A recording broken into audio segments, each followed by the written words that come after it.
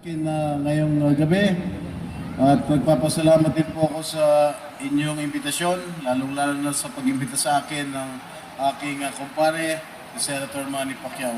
Alam nyo, sabi ko nga kay Senator Manny, papasalamat ako kundi po dahil sa kanya, hindi po ako magiging senador. Alam nyo kung bakit? Dahil kung tumakbo siya, kundi siya tumakbong presidente, tumakbo ulit siya na senador noong 2022, malamang ako yung nalaglag.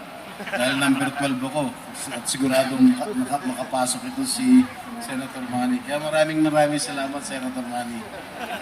Mga kaibigan, isa pong malaki karangalan ng makatulong palad kayo at maimbitahan para pasinayan ang inyong taunang pagdiriwang ng kultura, pamana at sa mga sumisimbolo sa General Santos City, ang tuna. Kapag binabanggit po ang General Santos City, dalawang bagay lang ang